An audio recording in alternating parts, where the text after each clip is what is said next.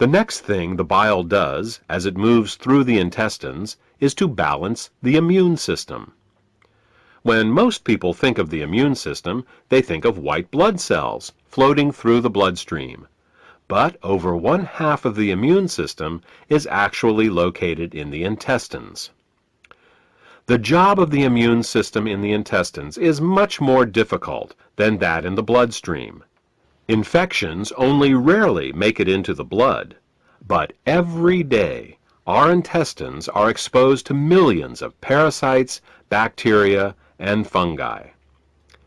Because the intestinal immune system is continually at war with these microbes, it is much easier for it to become overly aggressive and start to attack our own tissue. What bile does is to regulate the intestinal immune system, helping to prevent it from becoming overly aggressive and causing autoimmune disorders. If you're suffering from a gut-related autoimmune disorder, it may be because of a blockage of bile flow. The last thing that bile does in the intestines is to kill parasites and candida. Tests show that even the healthiest person still has some degree of parasitic and fungal infection. While there are many antiparasitic and antifungal remedies available in the marketplace, most of them are mildly toxic and therefore unsuitable for daily use. If, however, your bile flow is healthy, then you have a built-in defense against parasites and candida.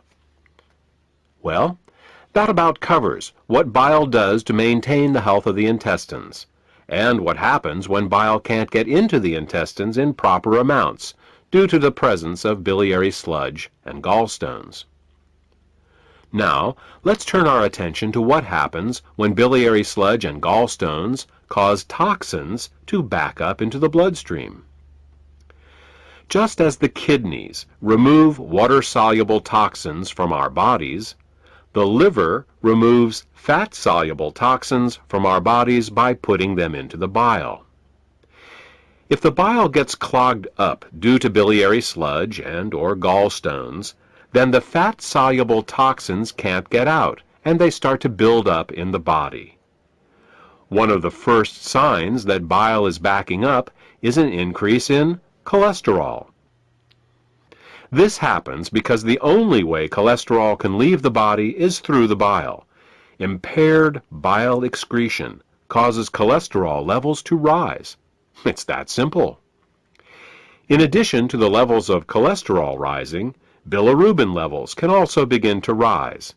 If they get to be bad enough, you can see the whites of a person's eyes, and sometimes their skin, take on a yellow tint. The technical term for this is jaundice.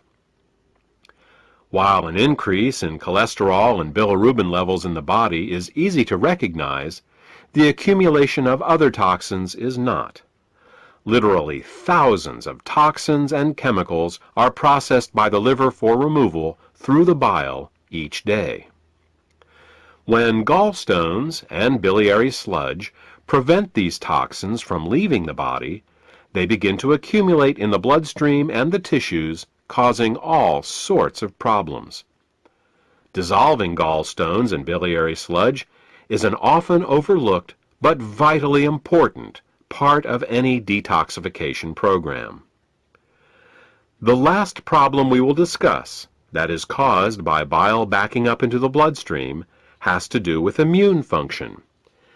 As we said earlier, bile plays an important role in the immune system of the intestines by keeping it from becoming overly aggressive.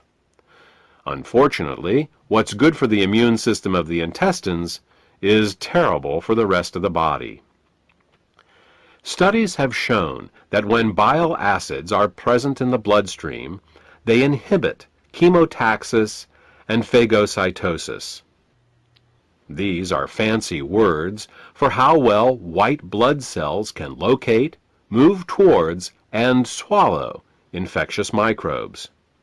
Thus, what starts out as a beneficial immunoregulative action in the intestines becomes an immunosuppressive action in the bloodstream and the tissues.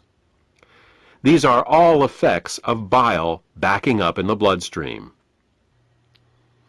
The final set of problems we will discuss is how biliary sludge and gallstones can affect the neighboring organs.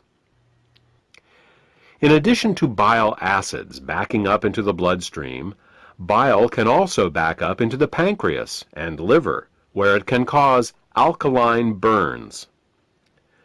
This is because the liver, pancreas, and gallbladder all share the same basic plumbing, the common bile duct. There are valves that keep the bile from backing up into the liver and pancreas. If a small stone finds its way into one of these valves, the valve can get stuck in the open position. If this happens, then every time the gallbladder contracts to squeeze the bile into the small intestines, it can also squeeze the bile into the pancreas and the liver, causing caustic alkali burns and irritation. You see, very alkaline substances can burn us just as easily as very acidic ones. And with a pH of 9.5, bile is very alkaline.